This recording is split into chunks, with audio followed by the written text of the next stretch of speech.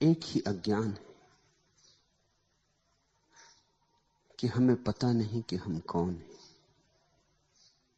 फिर सारे अज्ञान उसी एक अज्ञान से पैदा होते। एक ही बीज है, फिर तो वृक्ष बड़ा हो जाता है, फिर तो बहुत शाखाएं प्रशाखाएं होती, बहुत फूल पत्ते लगते, फल लगते, और फिर एक बीज में बहुत बीज भी लगते।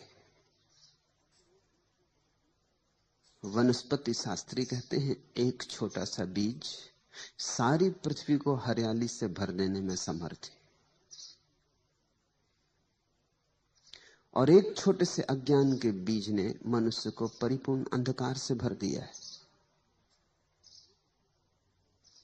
बीज है छोटा, यह बोध नहीं है कि मैं कौन हूं, और जिसे यही बोध नहीं है कि मैं कौन हूं, फिर वो जो भी करेगा गलत ही करेगा। जहां भीतर का दिया ही ना जला हो, फिर तुम्हारे कृत्य के ठीक होने की कोई संभावना नहीं। और हम सब चेष्टा करते हैं कि कृत्य ठीक हो जाए। ये ऐसे ही है जिससे कोई अंधेरे में दिया तो ना जलाए और ठीक ठीक चलने का अभ्यास करे, ताकि अंधेरे में मैं बिना गिरे चल सकूं, बिना टकराए चल सकूं, दीवालों से सिर न फूटे, जब चाहिए तब दरवाजा मिल जाए। काश जिंदगी स्थिर होती तो यह संभव हो जाता। काश ऐसा होता कि तुम एक ही मकान में सदा रहते, एक ही कक्ष में सदा रहते, तो धीरे धीरे अभ्यास हो जाता। धीरे धीरे तुम जानने लगते बिना दिए के जलाए द्वार कहां है, दीवाल कहां है। जानने लगते टेबल कहां रखी, कुर्सी कहां रखी। जानने लगते किस दिशा में जाएं, किस दिशा में ना जाएं। तो दिए की भी जरूरत न थी। लेकिन जिंदगी रोज बदल जाती, ये अड़चन है। ये जिंदगी का मकान परिवर्तनशील है। यहां एक क्षण को भी कुछ स्थिर नहीं है। यहां सब धारा है, यहां सब बह रहा है, यहां सब बदल रहा है। इसलिए कल तुमने जो तय किया था वो आज काम नहीं आता। आज जो तुम अनुभव करोगे वो कल काम में नहीं आएगा। दिया तो जलाना ही होगा। ये जिंदगी के सरित प्रवाह में केवल अभ्यास कर लेने से कृत्यों का कोई परिणाम होने वाला नहीं है, बल्कि खतरा होता है। ऐसा सोचो कि कमरा रोज बदल जाता हो, रात तुम सोए कमरा घूम जाता हो, जहां दरवाजा था दीवार आ जाती हो, जहां दीवार हो दरवाजा आ जाता हो। कल तुमने अभ्यास कर लिया था, निश्चिंत होकर सोए थे कि अब तो सब पता हो गया, अब दोबारा सिर न टकराएगा, अब चोट ना खाऊंगा, अब तो जब निकलना होगा बाहर तो निकल जाऊंगा, अब तो मैं जानता हूं। कल तुम निश्चिंत होकर सो गए थे, लेकिन रात सारा मकान बदल गया। तुम्हारा ज्ञान सहयोगी न होगा और बाधा पड़ेगा, क्योंकि तुम निश्चिंत हो कि अब मैं जानता हूं। अब तुम एकदम से दीवार से टकरा जाओगे। वहां कल दरवाजा था, आज वहां दरवाजा नहीं। इसलिए जिसको हम तथाकथित अनुभवी आदमी कहते हैं वो और भी गड्ढों में गिरता है। बच्चे तो थोड़ा संभल के भी चले, अनुभवी संभल के नहीं चलता, क्योंकि अनुभवी को ख्याल है कि मैं तो जानता ही हूं। जानना तो सिर्फ एक है जगत में कि मैं कौन हूं, उससे ही भीतर का दिया जलता है और तुम्हारा सारा जीवन, तुम्हारे सारे कृत्य रोशन हो जाते। और दिया फिर ऐसा है कि मकान बदलता रहे बदलता रहे। जब दिया जल रहा है तो द्वार जहां होगा दिखाई पड़ जाए। यही नीति और धर्म का भेद है। नीति सिखाती है क्या करो, नीति अभ्यास करवाती है शुभ का, शिव का। बुरा छोड़ो, बुरे की आदत न डालो, भले की आदत डालो। नीति आचरण को बदलवाती है और अंतस अंधेरे से ही भरा रहता है। तो आचरण तो अच्छा भी हो जाता है तो भी क्या परिणाम होता है। बुरे आदमी उन्हीं गड्ढों में तड़फ रहे हैं जिनमें भले आदमी तरफ रहे हैं। कोई फर्क नहीं। जब मैं ये कहता हूं तुम थोड़े चौंकोगे, तुम कहोगे बुरे आदमी कारागृह में बंद हैं और भले आदमी अपने महलों में बैठे हैं। फर्क क्यों नहीं? ऊपर से जरूर फर्क है, उनके गड्ढे ऊपर से अलग दिखाई पड़ते हैं, लेकिन अगर गहरे में देखोगे तो अहंकार का एक ही गड्ढा है। उसमें कारागृह में बंद आदमी भी तड़फ रहा है, उसमें मंदिर में बैठा हुआ पूजा करने वाला आदमी भी तड़फ रहा है। गड्ढा एक है। अहंकार का गड्ढा है। गड्ढा एक है क्योंकि अंधेरा एक है। न तो बुरा आदमी जागा है, जाग जाता तो बुरा क्यों होता। और ये वचन भी मुझे तुमसे कहने दो कि न भला आदमी जागा है, अगर जाग जाता तो भला क्यों होता। तुम थोड़े चौंकोगे, क्योंकि जागा हुआ आदमी न बुरा होता न भला होता।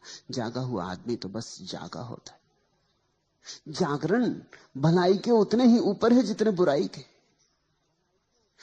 जागा हुआ आदमी न तो दुर्जन होता न सज्जन होता। जागा हुआ आदमी बुद्ध होता, प्रबुद्ध होता। बुद्ध से किसी ने पूछा है, आप कौन हैं? देखकर उनके अप्रतिम सौंदर्य को लगता है जैसे कोई देव पुरुष उतर आया है इंद्रासन से पृथ्वी पर। तो पूछा है पूछने वाले ने, आप कौन हैं? क्या आप देवता हैं?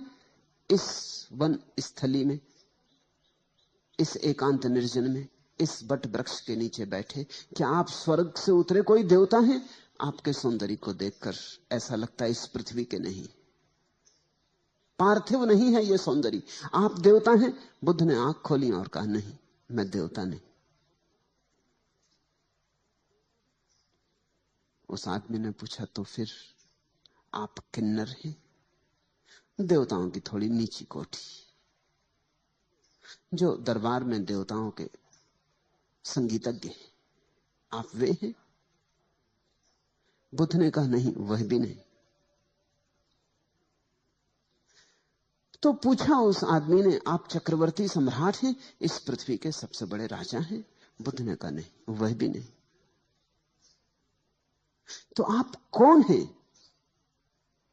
मनुष्य तो होंगे कम से कम, उस आदमी ने पूछा। और बुद्ध ने कहा कि नहीं, मनुष्य भी नहीं। तब तो वो आदमी जरूर अवाक रह गया होगा कि आदमी होश में है या बेहोश, पागल है।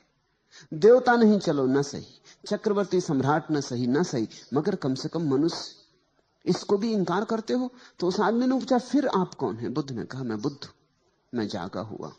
और जागा हुआ सिर्फ जागा हुआ होता है, उसकी और कोई सीमा नहीं होती, उसकी और कोई परिभाषा नहीं होती। भीतर का दिया जल जाता है तो तुम रोशन हो जाते, तुम जागे हुए हो जाते। जागे हुए से बुराई तो होती ही नहीं, हो ही नहीं सकती। और जागे हुए को ऐसा बोध कैसे हो कि मुझसे भलाई होती? जिससे बुराई होनी बंद हो गई, उसे यह बोध भी मिट जाता है कि मुझसे भलाई होती। जब तक तुम्हारे भीतर चोर है, तब तक तुम्हारे भीतर दानी भी हो सकता है। जिस दिन चोर चला गया, उस दिन दानी भी चला गया। मैं ये नहीं कह रहा हूं कि दान नहीं होगा, उसी दिन दान होगा, लेकिन दानी नहीं होगा। तुमसे दिया तो जाएगा, लेकिन अब देने वाले का अहंकार निर्मित नहीं होगा। तुम ये दावा ना करोगे कि मैं दानी हूं। तुमसे हिंसा तो नहीं होगी, अहिंसा भी नहीं रह जाएगी। मैं ये नहीं कह रहा हूं कि तुम्हारे जीवन में अहिंसा नहीं होगी, अहिंसा ही होगी, मगर मैं अहिंसक हूं ऐसी थोती धारणा नहीं बनेगी। जिस दिन बीमारी चली जाती है, उसी दिन स्वास्थ्य का भी विस्मरण हो जाता। तुमने देखा या नहीं, सोचा या नहीं? सिर में दर्द होता है तो सिर की याद आती है, सिर में दर्द नहीं रह जाता तो सिर की कौन याद करता है? तुम जगत में ऐसा शोरगुल थोड़ी मचाते फिरते हो कि आज मेरे सिर में दर्द नहीं, कि आज मेरा सिर बिना दर्द के है। तो लोग हंसेंगे, लोग कहेंगे तो जरूर दर्द है, अन्यथा कौन बात करता है सिर की? जब दर्द चला गया तो सिर भी चला गया। दर्द में ही बोध होता, दर्द में ही चोट लगती, दर्द में ही कांटा गड़ता। जब बीमारी नहीं रह जाती तो स्वास्थ्य भी नहीं रह जाता। तुम देखो, स्वास्थ्य की चर्चा बीमार लोग ही करते। जो आदमी जितने स्वास्थ्य की चर्चा करे, समझना उतना ही बीमार है। बीमार आदमी प्राकृतिक चिकित्सा की किताबें पढ़ते हैं और स्वास्थ्य के संबंध में बड़े जानकार हो जाते। बीमार आदमी स्वास्थ्य की खोज में लगे रहते हैं कि स्वास्थ्य क्या है, कैसे बनाना, कैसे नहीं बनाना, स्वास्थ्य का अर्थ क्या। स्वास्थ्य नहीं है, इसलिए स्वास्थ्य क्या है इसकी खोज है। बीमारी ना हो तो बीमारी की छाया, वो जो स्वास्थ्य का विचार था, वो भी खो जाए। परम स्वस्थ आदमी का लक्षण होता है कि उसे अपने शरीर का पता ही नहीं होता। विदेह अवस्था है परम स्वास्थ्य। उसे पता ही नहीं होता कि शरीर है। तुम्हें पता है पैर का, जब तक पैर सो नहीं गया तब तक पता नहीं चलेगा। जब पैर सो जाएगा और झुनझुनी चढ़ेगी तब पता चलेगा। पैर में कांटा लगेगा तो पैर का पता चलेगा, सिर में दर्द होगा तो सिर का पता चलेगा। संस्कृत में दुख और ज्ञान के लिए एक ही शब्द है, वेदना। वेद का अर्थ ज्ञान होता है, विद का अर्थ जानने वाला होता है। बड़ा अनूठा शब्द है वेदना। दुनिया की किसी भाषा में ऐसा शब्द नहीं। संस्कृत के पास कुछ शब्द हैं जो दुनिया की किसी भाषा में नहीं हो नहीं सकते, क्योंकि जिन्होंने वे शब्द निर्मित किए उन्होंने बड़ी अनुभूति से उन्हें रचा है। वेदना का अर्थ होता है जानना और वेदना का अर्थ होता है दुख। जब दुख होता है तभी ज्ञान बनता है, दुख का ही ज्ञान होता है। इसलिए वेदना के दो अर्थ हैं, बड़े भिन्न अर्थ हैं, दोनों में कोई संबंध नहीं दिखाई पड़ता, कहां ज्ञान और कहां दुख। लेकिन दुख के अतिरिक्त कोई ज्ञान ही नहीं। जब दुख चला गया तो ज्ञान भी चला गया। तब एक परम शांति, एक निर्मल शांति, जहां ना दुर्जन है ना सज्जन, न पापी है न पुण्यात्मा, न नास्तिक है न आस्तिक। हिंसा गई, अहिंसा गई, नीति गई, अनीति गई, झूठ गया, सच गया, वे द्वंद गए, निर्द्वंद हुए। इस निर्द्वंद दशा का नाम धर्म है। नीति द्वंद में चुनाव करवाती, कहती हिंसा छोड़ो, अहिंसा करो, झूठ छोड़ो, सच करो, चोरी ना करो, दान करो, घृणा ना करो, प्रेम करो। नीति कृत्य सिखाती, ठीक कृत्य सिखाती। धर्म कृत्य की बात ही नहीं। धर्म को आचरण से कुछ लेना देना नहीं।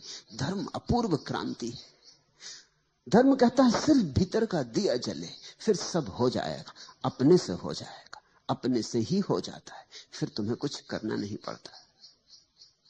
इसलिए परम ज्ञानियों ने तुम्हें जीवन और आचरण के नियम नहीं दिए, उन्होंने तो सिर्फ कैसे भीतर का दिया जल जाए इसकी प्रक्रिया थी। उस प्रक्रिया का नाम ही ध्यान है।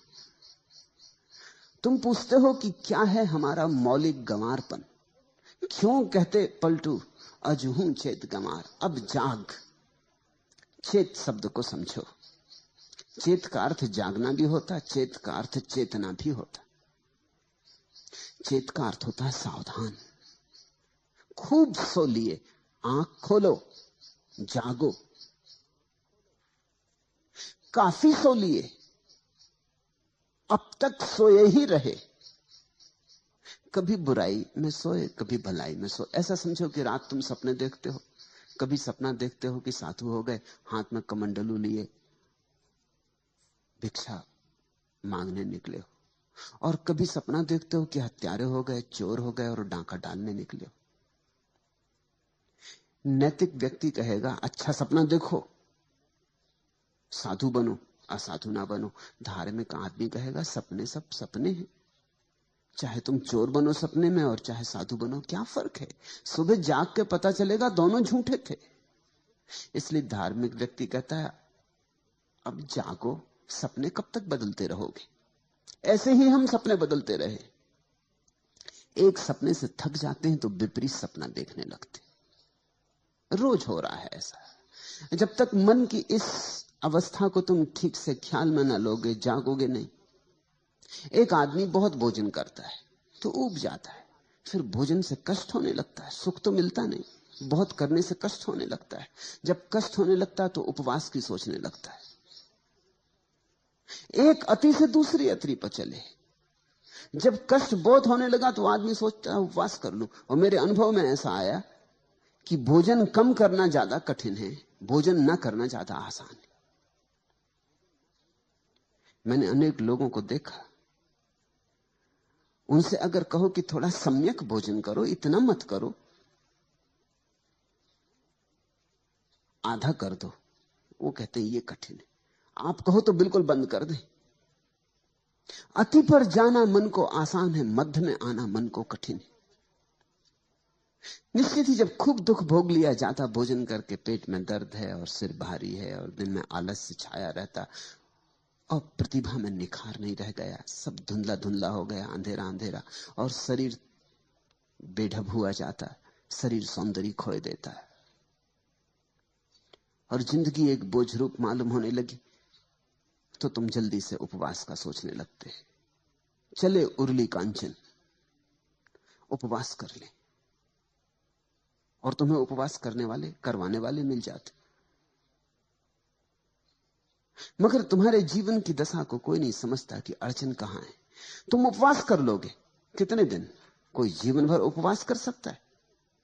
10-5 दिन उपवास करके घर आओगे, फिर अति पर पहुंच जाओगे, क्योंकि 10-5 दिन जब उपवास किया तो भोजन ही भोजन का सोचोगे। और करोगे क्या? उपवासी आदमी भोजन ही भोजन की सोचता है, और कुछ सोचते ही नहीं। उसके चित्त में एक ही धारा बहती, भोजन भोजन। वो बड़ी योजनाएं बनाता है। देखते ना जैनों के पर्युषण के बाद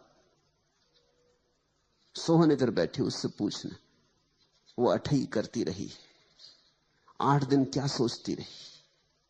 वो 9वें दिन की बात सोची कि 9वां दिन आता है, अभी आया ही जाता है।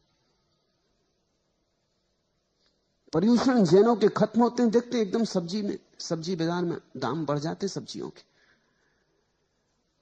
8-10 दिन किसी तरह रोक लिया है, बलपूर्वक, हिंसात्मक ढंग से, क्योंकि हिंसा है उपवास।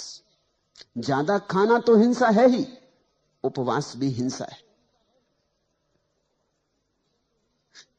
ज्यादा खाने में भी तुम शरीर को सताते हो, इसलिए हिंसा है, और कम खा के भी शरीर को सताते हो, इसलिए हिंसा है।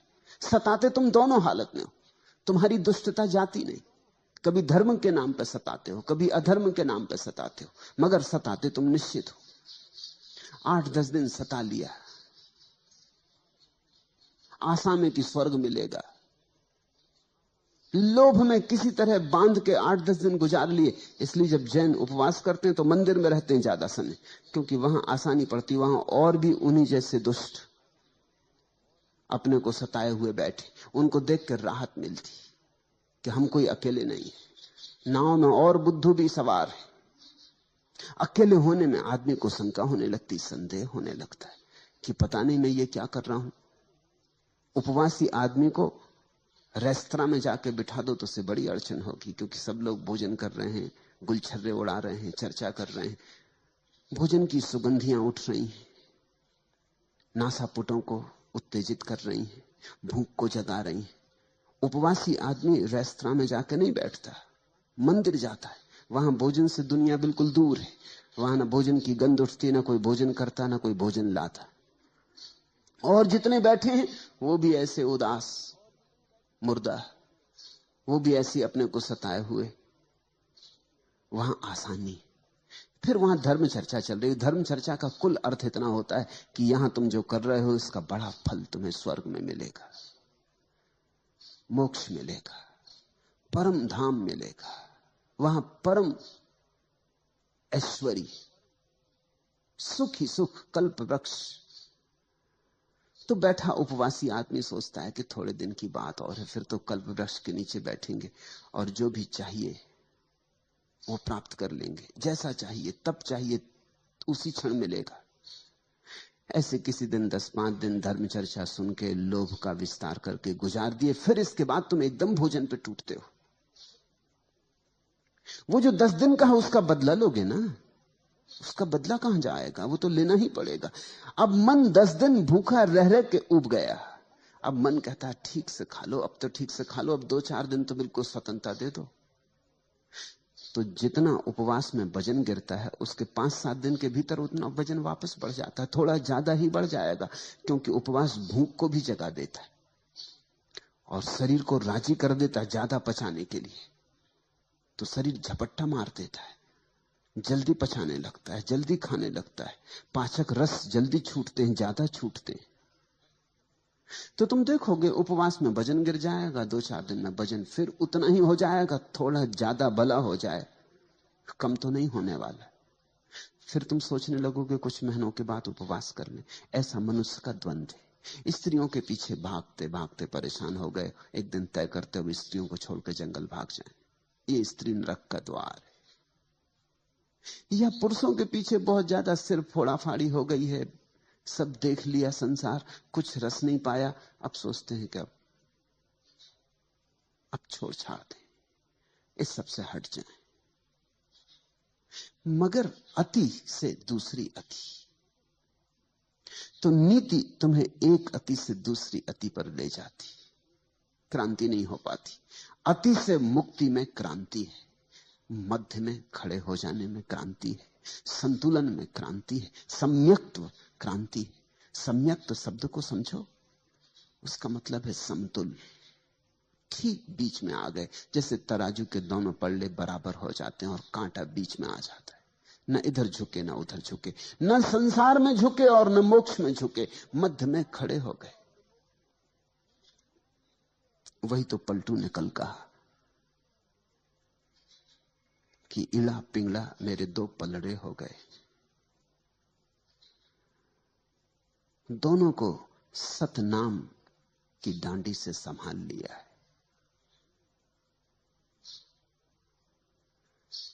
जैसे जैसे तुम्हारे भीतर बोध बढ़े, वैसे वैसे तुम्हारे भीतर संतुलन आता है, तुम्हारे भीतर द्वंद्व कम हो जाते। ये निर्द्वंद दशा का नाम ही अद्वैत है। एक ही भूल है कि तुम्हारा दिया जला हुआ नहीं। आचरण को सुधारने में बहुत चिंता मत लगाओ, और ध्यान रखना, मैं ये नहीं कह रहा हूं कि आचरण को बिगाड़ने में चिंता लगाओ। जब मैं सुधारने तक को दो कौड़ी का मानता हूं तो बिगाड़ने को कैसे मूल्य दे सकूंगा। मैं कहता हूं आचरण से दृष्टि को बदलो, गेयर बदलो, अंतर्मुखी बनो। भीतर अंधेरा है, इसको कैसे रोशन करें, यहां कैसे प्रकाश प्रकटे, कैसे उजाला हो। ध्यान से उजाला होता है। ध्यान है ज्योति जलाने की प्रक्रिया, और मजा ऐसा है कि सब साधन मौजूद है। तुम्हारे घर में दिया है, तेल भरा, बाती लगा, माचिस भी रखी। जरा माचिस को रगड़ना है, जरा माचिस को रगड़ना है कि ज्योति पैदा हो जाएगी। फिर माचिस से ज्योति को बाती से छुआ देना है कि दिया जल उठेगा। तुम सब लेकर आए हो, तुम्हारे अंतरतम में सब मौजूद है। जो होना चाहिए वो सब मौजूद है, जो जो जरूरी है सब मौजूद है। थोड़ा संयोजन करना है,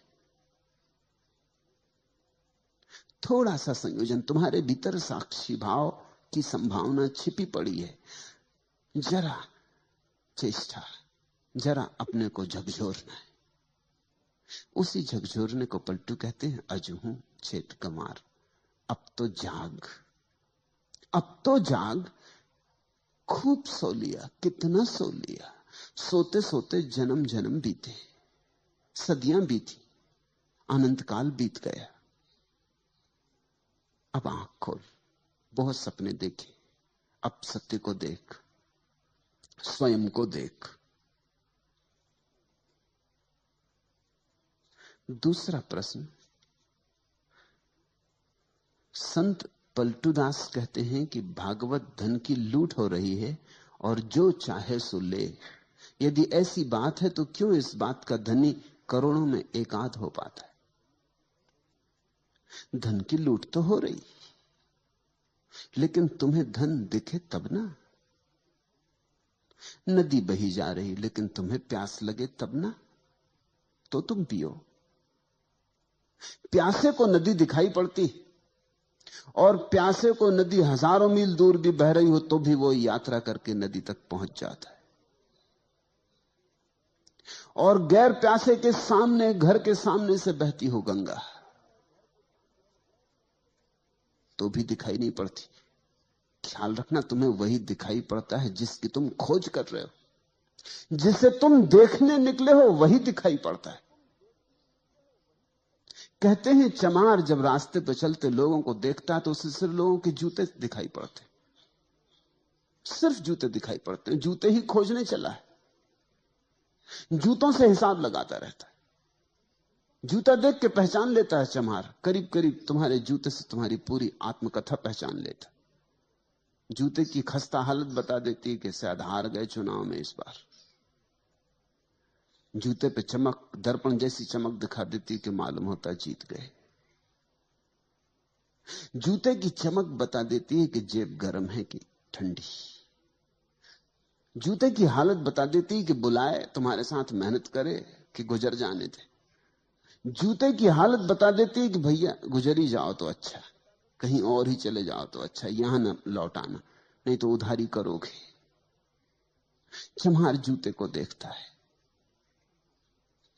चम्हार जूता देखने को ही बैठा है, उसकी नजर वहां लगी। दर्जी तुम्हारे कपड़े देखता है, दर्जी तुम्हें नहीं देखता, तुम्हारे कपड़े ही दिखाई पड़ते। तुम जो खोजने निकले हो वही तुम्हें दिखाई पड़ता है। इस सत्य को खूब गहराई में पकड़ो। वही रास्ता, वही सड़क, वही बाजार, तुम अलग अलग बार निकले हो और तुम्हें अलग अलग दुकानें वहां दिखाई पड़ी। तुमने कभी सोचा? जीवन के छोटे छोटे तथ्यों पर विचार करो और वहां से बड़े तथ्यों की पकड़ आएगी। जब तुम भूखे होते हो तो भोजनालय और रेस्तरां और होटल यही दिखाई पड़ते। उपवास करके एक दिन जाओ बाजार में और तुम पाओगे अरे इतने रेस्तरां हैं यहाँ, इतनी होटलें, इतनी दुकानों पर भोजन बिक रहा है, ये तुम्हें कभी ख्याल में ना आया था। तुम भरे पेट निकले थे, ख्याल में आने का कोई कारण न था। फिर एक दिन भरे पेट जाओ, फिर वो दिखाई ना पड़ेंगे। जिसकी काम वासना पीड़ित है उसे रास्ते पर पुरुष नहीं दिखाई पड़ेंगे, स्त्रियां दिखाई पड़ेंगी। उसे पुरुष छूट ही जाएंगे, पुरुषों को वो मद्देनजर कर जाएगा।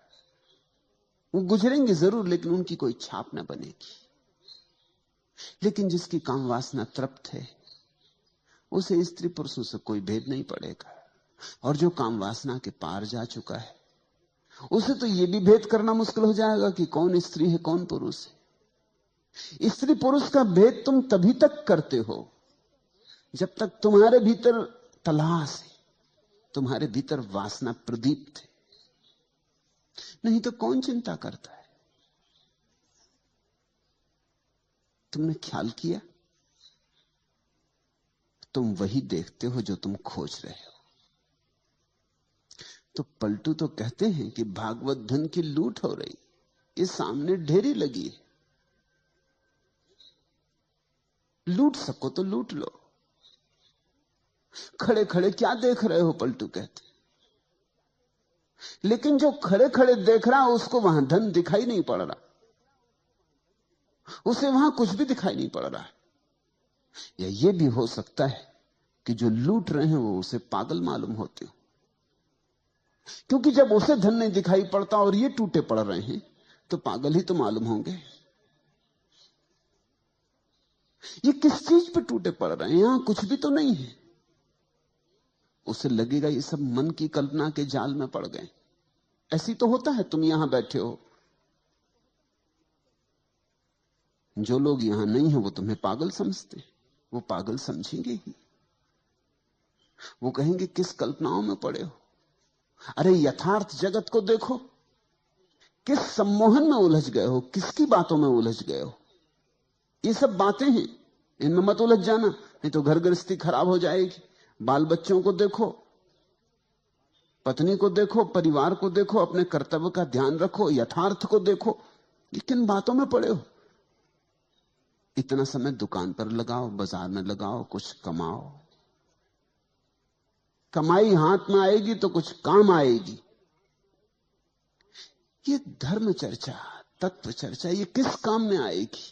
इसकी रोटी बनाओगे कि कपड़े बनाओगे, किससे छप्पर बनाओगे। इससे बच्चों का पेट नहीं भरेगा और न पत्नी के लिए साड़ी खरीद सकोगे। किस झंझट में पड़ गए हो। लोग तुम्हें समझाते हैं, लोग तुम्हें कहते होंगे अभी भी लौट आओ, अभी ज्यादा नहीं गए हो, नहीं फिर पीछे लौटना मुश्किल हो जाएगा, कहीं ज्यादा मत उतर जाना है इसमें, होश हवास ना खो देना, औरों ने खो दिया है। उनकी बात भी ठीक तो है, उनकी तरफ से ठीक ही है। अब यहां लोग मेरे पास आए हैं, दूर दूर से आए, कोई जापान से है, कोई जर्मनी से है, कोई ईरान से है, कोई इथोपिया से है, कोई अमेरिका से है, कोई स्वीडन से आया है, कोई इंग्लैंड से, कोई इटली से, दूर दूर से लोग आए। करीब करीब जमीन के हर तरफ से लोग यहां मौजूद हैं, सिर्फ चीन और रूस को छोड़ के, क्योंकि वहां से आ नहीं सकते। लेकिन मेरे पड़ोसी भी हैं यहां पूना में, वो नहीं आए। वो समझते ये सब पागल हो गए हैं, इनका दिमाग खराब हो गया। और उनकी बात में भी सच्चाई है, उनकी तरफ से सच्चाई है। उनको यहां कुछ दिखाई नहीं पड़ता, यहां धन लुट ही नहीं रहा है। धन तो वे कमा रहे हैं, तुम तो यहां बैठे बैठे धीरे धीरे निर्धन हो जाओगे। तुम्हें लग रहा है कि तुम धन लूट रहे हो। तो एक बात समझो, धन और धन भी तो देखना पड़ता है। जिन्हें बाहर की वस्तुओं में धन दिखाई पड़ता, उन्हें भीतर की वस्तुओं में धन नहीं दिखाई पड़ता। जिन्हें भीतर की वस्तुओं में धन दिखाई पड़ जाता, उन्हें बाहर की वस्तुओं में धन नहीं दिखाई पड़ता।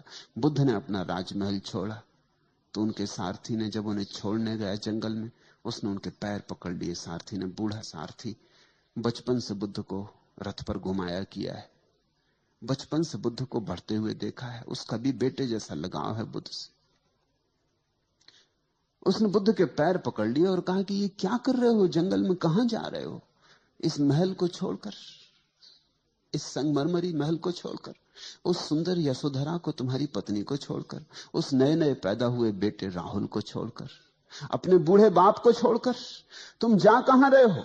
तुम बूढ़े बाप के हाथ की लकड़ी हो, और ये सुंदर महल और ये सारा वैभव जंगल में मिलेगा क्या? तुम मुझसे पूछो, मुझ बूढ़े से पूछो, मैं जंगलों में खूब भटका हूं, वहां कुछ भी नहीं। और दुनिया तो महलों की तरफ जाना चाहती। तुम्हारा दिमाग ठीक है, तुम महल से छोड़ के जा रहे हो। कौन नहीं जो राजा ना होना चाहे, और तुम राजा होना तुम्हारे हाथ में और छोड़ के जा रहे हो। वो बूढ़ा रोने लगा। उसकी बात भी तो ठीक है, उस बूढ़े को जंगलों में कुछ भी नहीं दिखाई पड़ता, उसे सब महल में दिखाई पड़ता है।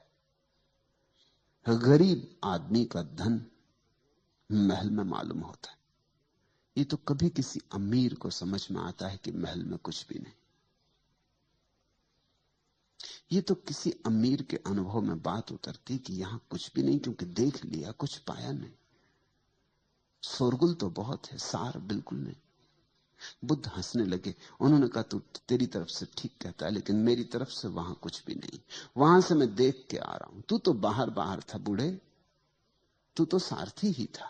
मैं भीतर रह के आ रहा हूं, वहां कुछ भी नहीं।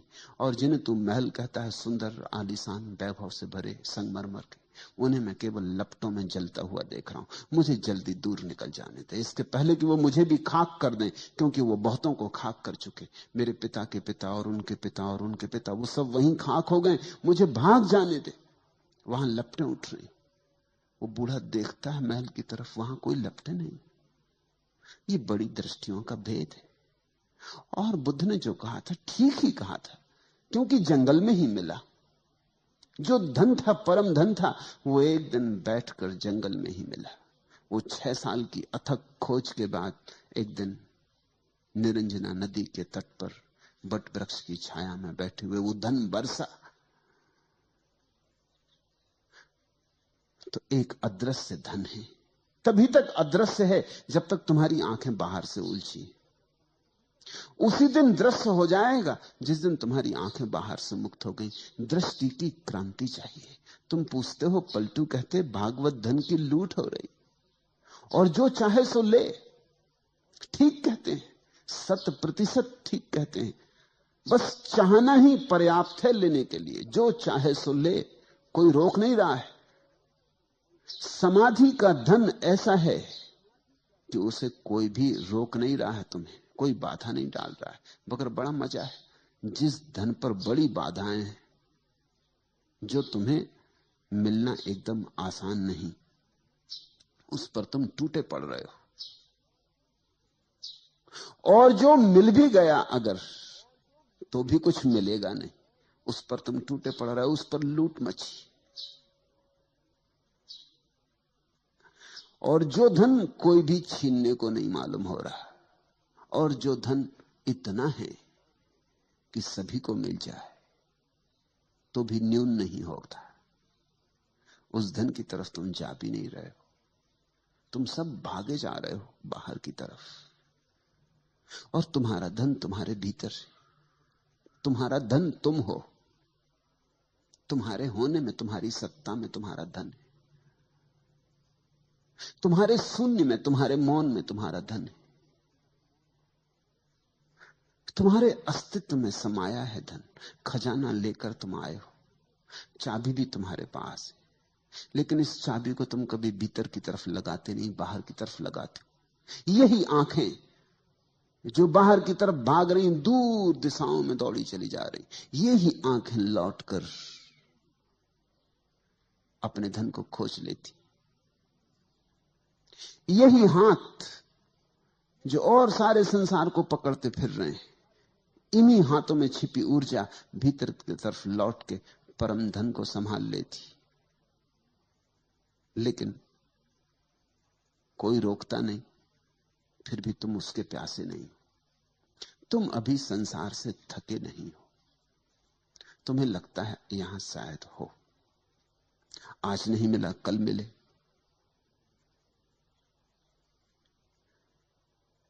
जितना मिला है शायद इतने से तृप्ति नहीं हो रही, थोड़ा और ज्यादा मिले तो तृप्ति हो जाए। 10,000 तुम्हारे पास है तो शायद 10 लाख होंगे तो तृप्ति हो जाएगी। 10 लाख होंगे तो मन कहेगा 10 करोड़ हो जाए तो तृप्ति हो जाएगी। और मन के फैलाव का कोई अंत नहीं। मन आंकड़े बड़े करता चला जाता है। तुम जहां रहोगे वहीं से मन के आंकड़े बाहर और भविष्य की तरफ विस्तीर्ण हो जाएंगे। मन क्षितिज की तरफ फैलता चला जाता है। मन कभी भी तुम्हें ऐसा मौका न देगा कि अब आगे नहीं।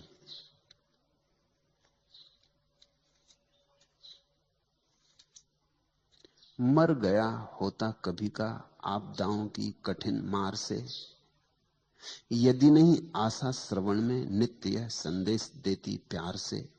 घूंट यह पी लो कि संकट जा रहा है, आज से अच्छा दिवस कल आ रहा है। मर गया होता कभी का आपदाओं की कठिनतम मार से। कभी का ये मन मर गया होता, लेकिन ये मन आशा का दिया जलाए रखता है। ये मन कहता चला जाता है, यदि नहीं आशा श्रवण में नित्य यह संदेश देती प्यार से। बड़ी मीठी बातें कहता मन। मन कहता है फिक्र ना करो, दुर्दिन गए, भले दिन आने को ही है। अब मत लौटो, करीब आके मत लौट जाओ। अब तो बिल्कुल हाथ में ही है मंजिल, अब ना लौट जाओ। पागल हुए हो, इतनी दूर चला है, अब कहां लौट के जाते हो। घूंट यह पी लो कि संकट जा रहा है, आज से अच्छा दिवस कल आ रहा है। कल कभी आता नहीं, और मन कहे चला जाता है आ रहा है, आ रहा है, बस जरा ही दूर है, आया ही जाता है। कल कभी आता नहीं, कल सदा दूर ही बना रहता है। तुम्हारे बीच और कल के बीच दूरी शाश्वत है, सदा उतनी ही रहेगी जितनी सदा से है, उसमें कभी कोई कमी नहीं पड़ेगी। और मन सदा कल की बातें करता रहेगा। ये जो मन का धन है कल में है और कल आता नहीं, और ये असली धन है वो अभी है, यही है और तुम्हारे भीतर है और तुम्हारे साथ ही आया है। असली धन खोता ही नहीं, सिर्फ विस्मरण होता है, और नकली धन कभी मिलता ही नहीं, सिर्फ आशा बंधती। तो पलटू कहते तो ठीक ही है कि जो चाहे सो ले। जिस दिन चाहोगे, जिस दिन भी तय कर लोगे कि बस उब गया, थक गया, अब और कल की दौड़ नहीं, अब और आपाधापी नहीं, समझ लिया मन को, मन का गणित समझ में आ गया कि तो रोज ही यही कहे चला जाएगा कि कल कल कल, इस जन्म में नहीं अगले जन्म में, यहां नहीं स्वर्ग में, यहां नहीं कहीं और। मन सदा कहता है कहीं और है सुख। देखो, भिकमंगा सड़क पर सोचता है चलते समय महल में जो विराजमान है वहां है सुख, और महल में जो बैठा है परेशान पीड़ित, रात भर सो भी नहीं सका, महल में नींद कहां। जिसकी भूख भी मर गई, महल में भूख कहां। जो किसी तरह दवाइयों के सहारे जिए जा रहा है। वो सोचता है रास्ते पे चलते भिखारी को देखकर कि शायद इस भिखमंगे की मस्ती में सुख हो। देखो किस मजे से चला जा रहा है, एक तारा बजाता। देखता है इस भिखमंगे को रास्ते पर सोया हुआ, धूप में, घनी धूप में, और गुर्राटे ले रहा। और वो अपने महलों में सुंदरतम बिस्तर बनाए हुए है, तो भी नहीं सो पाता। नींद असंभव हो गई, चैन हराम हो गया।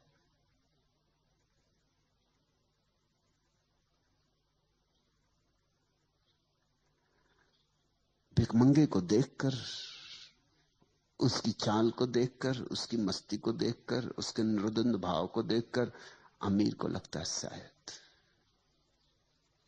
सब छोड़ देने में सुख है।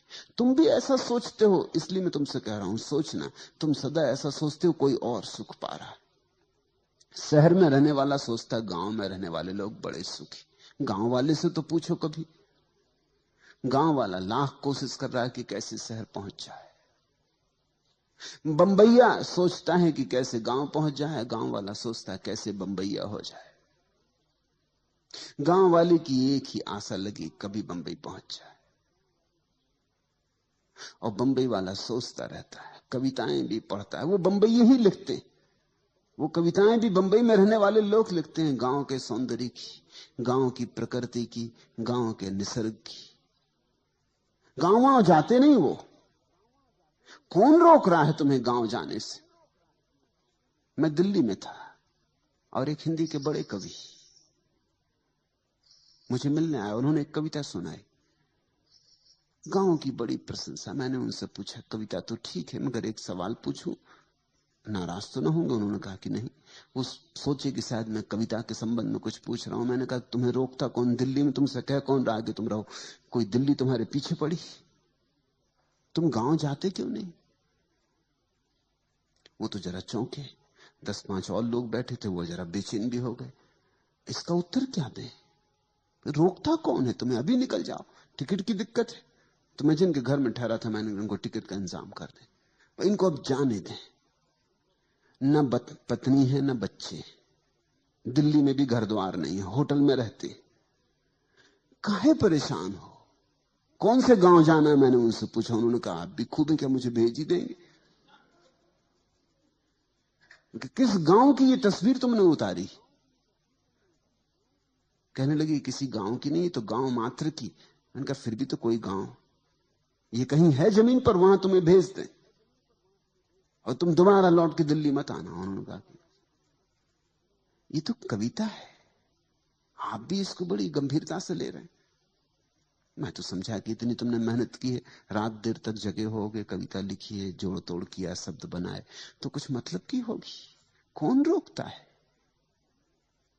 लेकिन ये गांव जाते नहीं, ये गांव से ही आए और इनको भली भांति पता है कि गांव का सौंदर्य कैसा है।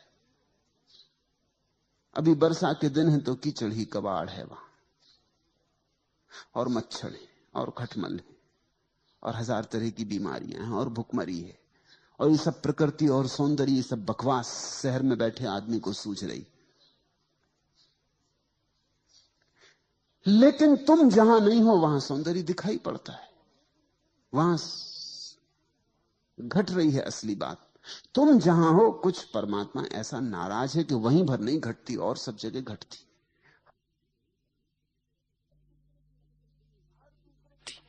हर दूसरे की शक्ल तुम्हें हंसती हुई मालूम पड़ती, और तुम भी भली भांति जानते हो कि तुम जब घर से निकलते हो तो आईना में देख दाख के, चेहरा बना बनू के तुम भी मुस्कुराते निकलते हो। फिर भी तुम्हारी अकल में नहीं आता कि ऐसे ही सब भी मुस्कुराते निकलते हैं घर से। ये धोखा है, कोई मुस्कुरा नहीं रहा है, ये सब रो रहे हैं। ये भीतर के आंसुओं को छिपा लेने की तरकीब है, ये आवरण है, ये मुस्कुराहट। क्योंकि रोना जरा अभद्र होगा, और कौन अपनी बेइज्जती कर पाए? रास्ते पे खड़े होकर रोना, कौन अपनी दीनता दिखाए? शर्मा रहे हैं अपने रोने से, तो मुस्कुराहट पोत कर निकले। छुपा ली हैं झुर्रियां जीवन की, पाउडर में, लाली में लगा के किसी तरह छुपा लिए हैं अपने आंखों के अंधेरे। सुरमा काजल में, किसी तरह बंधन के बाहर आ गए। इनको देख के दूसरे मोहेंगे और सोचेंगे गजब, तो ये आदमी ने पा लिया मालूम होता, ये आदमी ऐसी मस्ती से चला जा रहा। इससे तो पूछो, इसके भीतर तो झांको।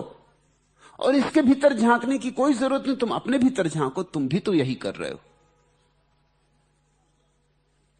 हम दूसरे को धोखा देते हैं और इस कारण सारी दुनिया हमें धोखा दे रही।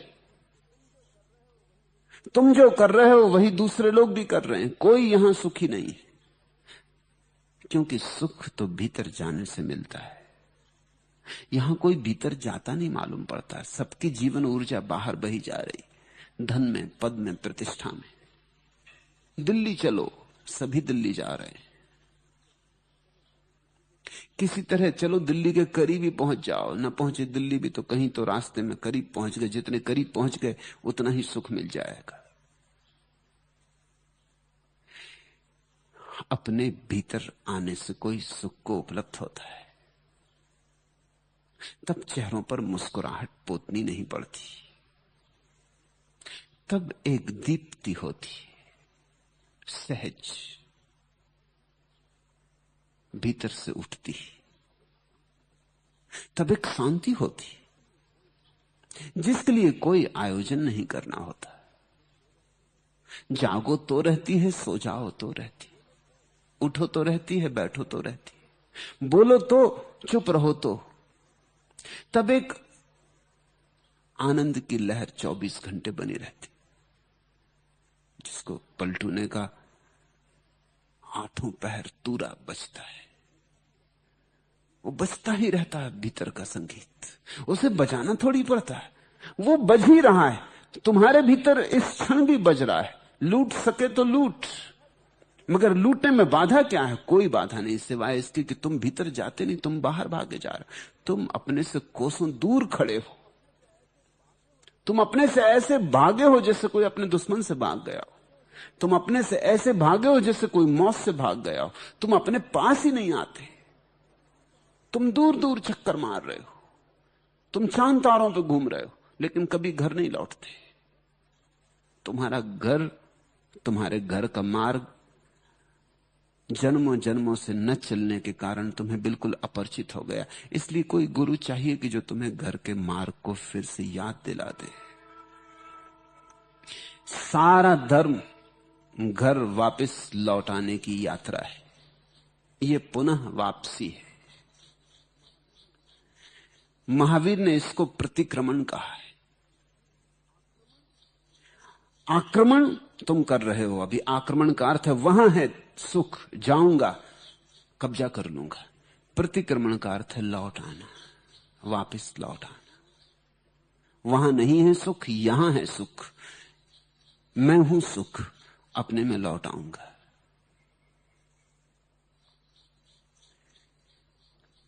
पलटू कहते हैं इतनी ही बर जरूरत है कि तुम चाहो। पर चाह कैसे पैदा हो? चाह तभी पैदा होगी जब तुम अपनी बाहर की चाह की घनीभूत पीड़ा को देखो। तुम क्या कर रहे हो?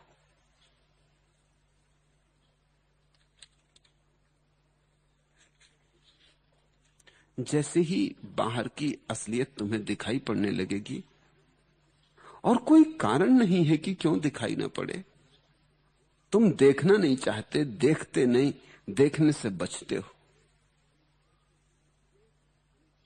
प्रत्येक अनिश्चय से कुछ नष्ट होता हूं, प्रत्येक निषेध से कुछ खाली, प्रत्येक नए परिचय के बाद दूना अपरिचित, प्रत्येक इच्छा के बाद नई तरह से पीड़ित। हर अनिर्दिष्ट चरण निर्दिष्ट के समीपतर पड़ता है, हर आसक्ति के बाद मन उदासियों से घिरता है। जागो और जरा देखो, हर अनुरक्ति मुझे कुछ इस तरह बिता जाती है मानो फिर जीने के लिए कोई भविष्य नहीं बचता है। कितनी बार तुमने वे ही सुख जाने जिनको तुम अभी भी चाहने की आकांक्षा से भरे हो, फिर मिला क्या? थोड़ा परखो, थोड़ा कसो। एक स्त्री के, सुंदर स्त्री के प्रेम में पड़ गए थे कि सुंदर पुरुष के प्रेम में पड़ गए। फिर मिल गई सुंदर स्त्री, फिर क्या हुआ? एक बार लौटकर देखो, विश्लेषण करो, फिर हुआ क्या? कहां खो गया सौंदर्य, कहां खो गई सुंदर स्त्री, कहां खो गया प्रेम? हाथ में राख रह गई, अंगार भी तो नहीं। और अब फिर तुम योजना बना रहे हो। मुल्ला नसरुद्दीन की पत्नी मर गई तो उसके एक मित्र ने 3-4 दिन बाद पूछा कि मुल्ला, बहुत दुखी मालूम पड़ते हो, तुम्हारे दुख को देख के तो ऐसा लगता है कि अब तुम दोबारा विवाह नहीं करोगे। मुल्ला ने कहा, क्षमा करें, मेरे जीवन भर का अनुभव यह है कि अनुभव पर सदा आशा की विजय हो जाती। अनुभव पर आशा की विजय। मित्र ठीक ही कह रहा था, लेकिन मुल्ला जीवन का एक गहरा अनुभव बता रहा। वो कह रहा, अनुभव पे आशा की विजय हो जाती। इस पत्नी के साथ सिवाय दुख के और कुछ भी नहीं जाना, तुम भी जानते, मैं भी जानता। लेकिन पता नहीं किसी दूसरी स्त्री के साथ सुख मिलना बदा हो। अनुभव पर आशा की विजय। और ऐसा भी नहीं है कि एकाध बार ऐसा हुआ हो, हर बार ऐसा हुआ। तुम अनुरक्त थे एक भवन में, एक मकान के खरीद लेने में, फिर तुमने बड़ी मेहनत की, वर्षों श्रम उठाया, धन कमाया, चोरी चपाटी की, बेईमानी की, धोखाधड़ी की, सब जालसाजियां की, किसी तरह उस मकान को पाने में समर्थ हो गए। फिर क्या हुआ? मिला सुख, पहुंचे किसी आनंद में, कोई मग्नता बरसी, कोई फूल खिले, फिर खाली के खाली, फिर राख के राख, फिर सोचने लगे कि कोई दूसरा मकान। ऐसे तुम जीवन के हर अनुभव से गुजरे हो, बहुत बार गुजरे हो,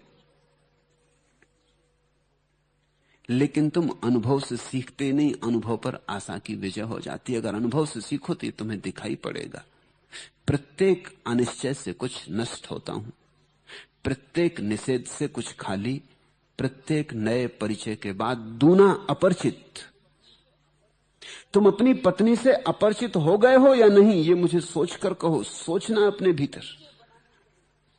परिचय बनाने चले थे, सोचा था कि विवाह करके इससे परिचित हो जाएंगे, मगर परिचय हुआ। 30-30 साल तक लोग पति पत्नी की तरह रहे हैं और अपरिचित, और जरा भी एक दूसरे को पहचानते नहीं, और जरा भी दोनों के बीच सामंजस्य नहीं उठ सका है, संगीत नहीं उठ सका है, दोनों के सुरताल मिले नहीं। परिचय कहां? जितने दिन साथ रहोगे उतने अपरिचित हो जाते हो। प्रत्येक निषेध से कुछ खाली, प्रत्येक नए परिचय के बाद दूना अपरिचित, प्रत्येक इच्छा के बाद नई तरह से पीड़ित। देखा नहीं कितनी इच्छाएं तुम भर लेते हो, भरते ही नई पीड़ा शुरू हो जाती। इधर पुरानी इच्छा पूरी नहीं हुई कि नई इच्छाओं के अंकुर निकल आते। ये होता ही रहेगा, ये होता ही रहा है। इसी को हम आवागमन का चक्र कहते, इसी को हम कहते हैं 84 करोड़ योनियों में भटकना। हर अनिर्दिष्ट चरण निर्दिष्ट के समीपतर पड़ता है। हर आसक्ति के बाद मन उदासियों से घिरता है। कितने बार प्रेम में पड़े और कितने बार हाथ खाली के खाली रहे। कितनी बार समझा कि हीरा है और जब उठाया तो पत्थर पाया। मगर अब भी जब चमकदार पत्थर दिखाई पड़ेगा फिर तुम हीरे का भ्रम खा लोगे। तुमने भ्रम खाने की जिद ही कर रखी है, तो फिर पलटू का धन तुम्हें दिखाई ना पड़ेगा। तुम्हें जो धन मालूम होता है, जब तक वो तुम्हें कूड़ा करकट ना दिखाई पड़े तब तक पलटू का धन ना दिखाई पड़ेगा। ये दोनों धन एक साथ दिखाई नहीं पड़ सकते। अगर तुम्हें दुनिया में धन दिखाई पड़ रहा है तो आत्मा में धन नहीं दिखाई पड़ेगा। दुनियावी भाषा का धन